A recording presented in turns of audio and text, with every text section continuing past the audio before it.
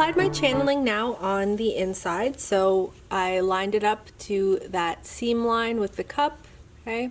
And then from here, what I'm going to do is I flip back to the right side of my bra. I'm going to stitch right along this seam here. So I'm not sure how well you can see it, but this is the seam between my cup and the frame here. So little tricks as we go here. So first thing, I'm going to start down a little bit because I've got my upper elastic here. So I'm going to start down and a little bit away from that. Okay, and then just as you're stitching, you're going to just use your fingers to continually spread this here so that I don't have anything kind of flopping over.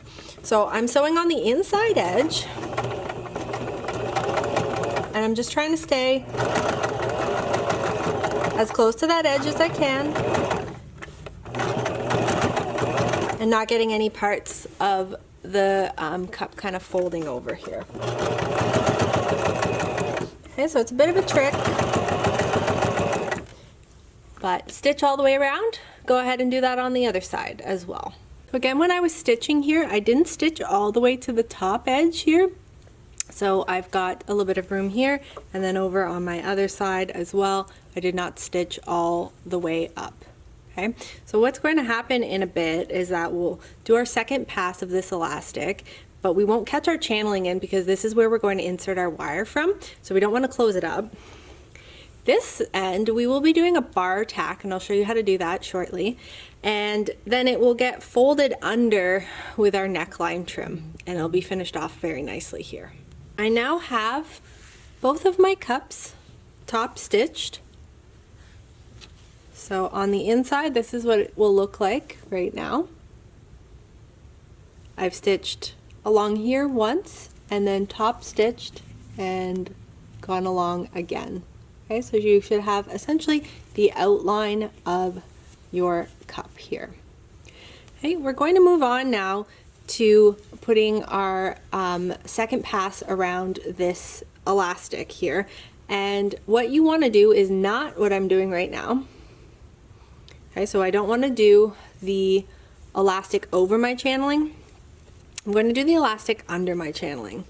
Okay, so if you've done everything properly, it should line up nicely and just fit in right under here.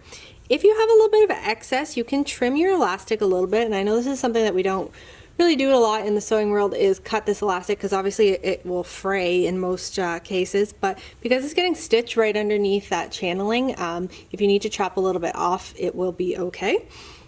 But if it fits under there nicely, then you're going to go ahead and do your second pass.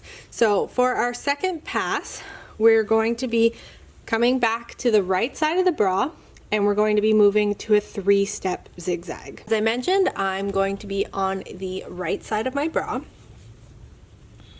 So you're going to flip over here, and what we're trying to do is get these picots to be pointing out and this part pressed over flat as much as we can. So we don't want to catch any of this kind of rolling over. We're going to try and get it flat, so you can use your fingers to kind of manipulate and help you there. Okay, so 3-step zigzag. I'm going to go ahead and get started. And just as I sew, I'm just making sure. My machine wants to go there. Okay, so I'm just making sure that this is pressing. I like to just kind of use my fingers into the picots a little bit. Okay, you don't have to do it that way. You can also just do it like this. Okay, and you're just making sure that nothing gets caught in there.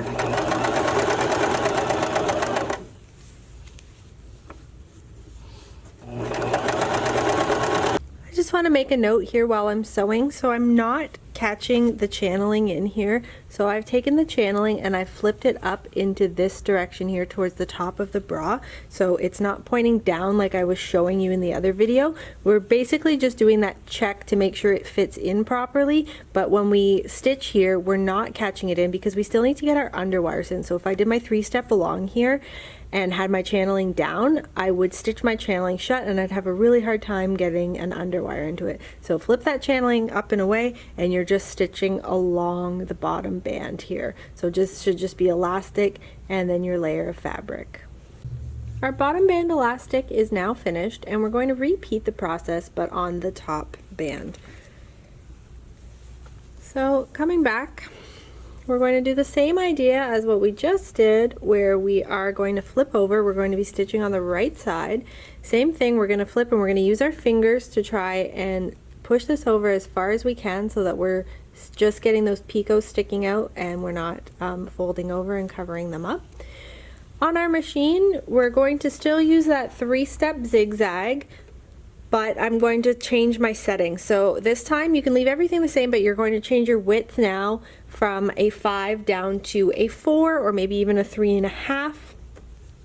The reason for that is just this is a narrower segment, so you might find that you are getting a little bit too wide on this elastic here. Okay, so go ahead, start out here. Again, 3-step zigzag. I'm going to turn my machine down. I'm going to go down to a 3 on mine, and same thing here. So just go ahead and stitch all the way down, pushing that fabric over to the side as you stitch so that we just are left with our picots. Okay, repeat that all the way around the band here. So we're going all the way to the back of the band. When you get to the channeling, so we talked about this a little bit earlier, we're going to flip this out of the way. So you're going to be flipping the picots up, but you're going to move the channeling out of the way. So that was why we didn't stitch all the way up, so that we have room for ourselves to do our pass here without catching that channeling in. Because again, we still have to get those underwires in, so we don't want to shut this off.